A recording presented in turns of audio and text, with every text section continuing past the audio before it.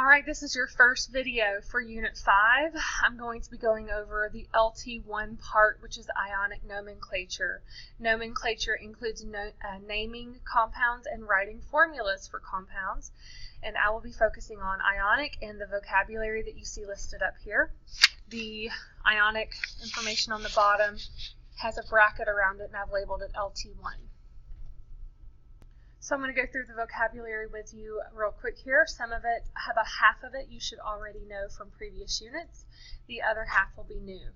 The first term is, we have to know what an ion is. All of these are going to be different types of ions. So ions are charged atoms that have either lost or gained electrons in a bond typically. A monatomic ion is means one atom ion. And these ions are any of the elements on the periodic table. Their oxidation number is given at the top of the group. So group 1 has a positive 1. This is a group 7, it has a negative 1.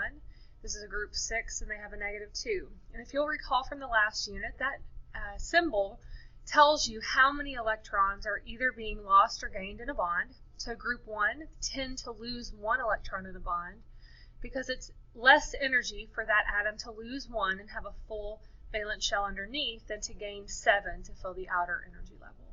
However, group 7 elements, it's less energy to gain 1 electron than it is to lose 7 to have a full outer energy level. So it depends on, what's less energy. For example, oxygen group, they have 6 valence, so it's less energy to gain 2 valence electrons than it is to lose 6.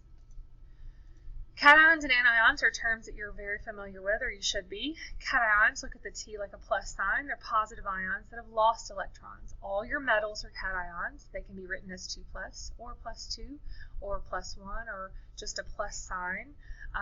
It doesn't matter if the number or the symbol comes first. Anions are negative ions that have gained electrons in a bond. These are typically your nonmetals. And then finally you have a mini-atom ion. And these are ions made up of 2 or more atoms bonded together, and they act like a single unit, and they have a charge. Here's just one example. These are on the back of your periodic table on the left column. And PO4, this 4 cannot be removed from the O. It is part of phosphate. Do not pull the subscripts off of these polyatomic ions. The charge is 3 negative, and that's what we'll use to move around when we write formulas. Hydroxide is OH negative. This doesn't have any subscripts, but many of them do, like this. Do not pull these subscripts off of these letters. You are totally changing what the polyatomic ion is. The next thing are your types of compounds. There's 2 main types, binary and ternary. Bi means 2, a compound containing only 2 elements. There's no polyatomic ions. These are the simplest kind. Ternary is a little more complex. It will have at least 1 polyatomic ion. So you'll have 3 capital letters. Your polyatomic ion will always be your nonmetal, so you'll have 2 capital letters that are nonmetal side by side. You'll look on your list and you'll find it. This is sodium carbonate. So that's a ternary compound because you have 3 caps and 1 is a polyatomic ion. Last 2 kind of compounds come directly from the last unit. An ionic compound is a compound that consists of a metal and a nonmetal. Electrons are transferred, and ions are formed with very strong attractions. You have to be able to recognize, is a compound ionic or covalent? So does it start with a metal? It's ionic if it does. Does it have no metals involved? It's molecular or covalent if there's no metals. So molecular or covalent compounds are compounds that consist of 2 or more nonmetals or a semimetal and a nonmetal that share electrons to complete their octet. Here's an example, CO or CO2 or NO or SiO2. Any of your nonmetals nonmetals or semimetals. All right, we're going to get the notes down first and I'll do some examples with you. When you are naming a binary ionic compound, that's the first thing down here, you write the full name of the metal, then make sure it's not a transition metal. Make sure it's not in the middle of the periodic table. And then third, write the name of the nonmetal, but change the ending to IDE. Here's an example.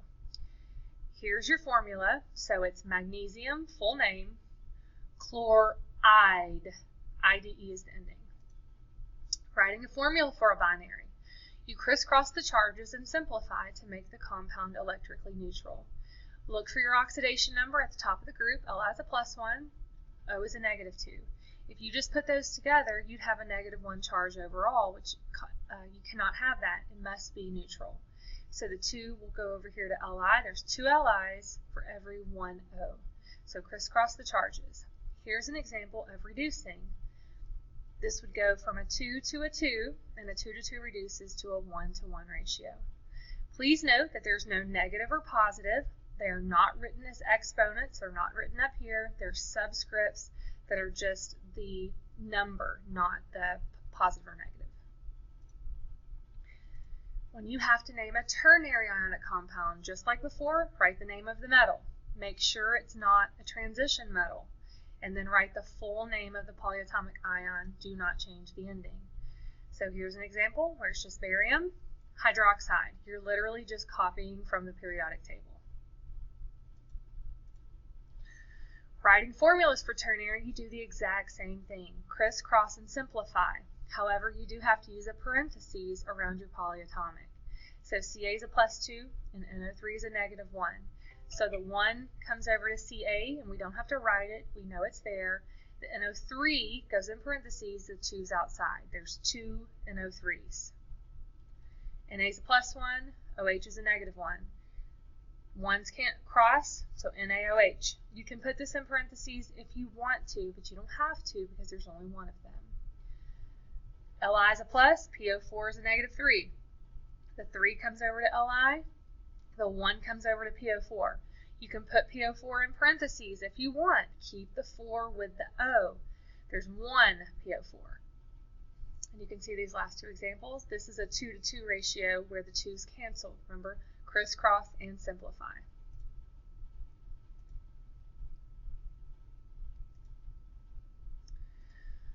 All right, naming compounds with transition metals is probably one of the tougher things. First, you write the name of the metal with the Roman numeral indicating which form of the metal it is. So you have to figure out what Roman numeral it's going to be. Then you write the name of the nonmetal, change the ending to IDE. Let's look at an example. Iron chloride. So we know iron is in the middle of the table. It will need a Roman numeral. What the Roman numeral is, you have to look at what you know. We know chlorine was a -1. We know that because we can see it's in group 7. Its oxidation number is -1. So chlorine crossed its 1 over to iron. That's why there's an imaginary 1 here. So what did iron give chlorine? A 3. So it's iron 3 chloride. We'll do more examples. Writing formulas for compounds with transition metals. Your transition metal will give you the charge in Roman numerals. Like we just had to figure out what the Roman numeral was. Well, if it gives you the name, it tells you what it is. So iron is a +3. We know oxygen's a -2. It's in group 6. Crisscross charges and simplify just like we did before. So the 2 comes over to Fe, the 3 goes over to O. So if it has a Roman numeral given, that is the charge. It's a positive, whatever it is, +3, +2, because all metals are positive, and you still crisscross charges and simplify.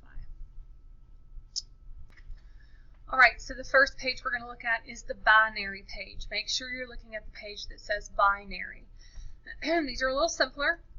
You can look at your examples up here, and I'll do a couple down here with you. We're going to take the oxidation number and cross it and make it the subscript, and just pull the positive and negative off.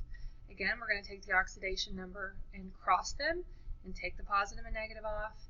And finally, this one was a 2 to 4 ratio, and they simplified it. You do have to simplify. They simplify down to a 1 to 2, and we don't write the 1's because we know that they're there. Find magnesium on the table, and you'll see it's a +2. Find bromine, bromide, if it ends in IDE, most of the time it is just the nonmetal as an ion. So it's just bromine with its charge. It is just the nonmetal as the ion. So we're going to take the 2 and cross it over here. We're going to take the 1 and cross it over here. So we have 1 Mg and 2 Brs. We need 2 BRs to balance out 1 Mg. This is a +2 and this was a -1, so we need 2 of them, just like the puzzle activity. Here was our 1 Mg, that was the big puzzle piece. Here was our BR, that was the little puzzle piece, and we needed 2 of them to balance it out. Aluminum is a +3. Sulfide is just sulfur as an ion. So look at sulfur on the periodic table. It's in group 6, so it's a -2. 3 goes here, 2 goes here. So Al2, S3. Make sure you're writing subscripts, not exponents. Sodium. Na is a plus, O is a -2. 2 goes here, 1 goes here. Na gets the 2, O gets a 1, but we don't have to write it. There are 3 transition metals that are always going to have the same oxidation number, so they're not going to have a Roman numeral. These are your 3. You can write them on your periodic table, or we'll jot them on the board, or memorize them. These are your 3. Silver is a transition metal, but it is always a +1. Nitride is just nitrogen as an ion. So Ag gets the 3, N gets the 1.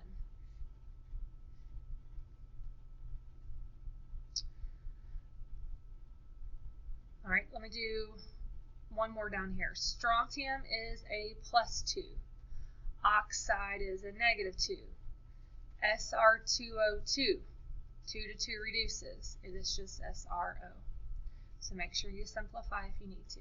All right, I wanted to show you all one with a Roman numeral. Lead, Pb, this Roman numeral is the charge. It's a +2. Bromine as an ion, bromide is a -1. So the 2 will come here, the 1 will come here. So Pb gets the 1, Br gets the 2. So your crossing charges, nickel, this will be nickel 2. This will be chromium 3. Okay, so you're doing the same thing, crossing charges. All right, I'm looking at the ternary page now, and we're going to look at formulas again because it's the exact same thing. Take the charge, cross it over to the other one. So 3 SO4s, 2 ALs, 2 OHs, 1 PB. NH4 has a +1, so 1's going to come over to chromate, and chromate's 2 is going to come over here. So let's do a couple together. Mg is a +2. Anything that ends in ate, or sounds weird, like hydroxide, is on the back in your polyatomic ion list. Nitrite is NO2 with a -1. Don't touch this subscript, it stays on the O. It's the charges that cross. So Mg is going to get the 1, nitrite is going to get the 2. And there's 2 nitrites, so if you wrote it like this, I hope that looks weird, 22 O's, that's not right. You have to put it in parentheses and put the 2 on the outside. Aluminum is a +3, chlorate is ClO3 with a -1. Don't touch the 3. Move the 1 over and move the 3 over and put this thing in parentheses. Al gets the 1, ClO3 gets the 3. Keep the 3 on the O. You can't change ClO3, that's what it is. This number goes on the outside. Zinc is a +2. Sulfate is a -2. 2 to 2 is crossing, so it would be Zn2, SO4, 2. Remember, a 2 to 2 reduces, so it's just ZnSO4. You can put this in parentheses if you want to. You don't have to because there's only one of them.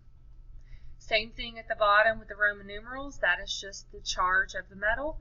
Cross them and use parentheses around your polyatomic ions. I'll do one more. Cd is a +2.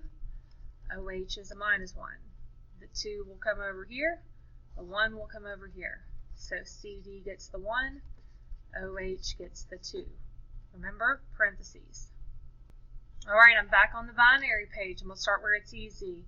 You write the full name of the metal. You all have this in your notes by now, magnesium. The non-metal gets the ending IDE, and you have to listen to it. Sulfuride sounds weird, so it's just sulfide ending. Full name of the metal, aluminum. Fluoride. IDE is your ending. Zinc. Sulfide. IDE is your ending. For the ternary page, you do the full name of the metal and the full name of the polyatomic, and you don't change a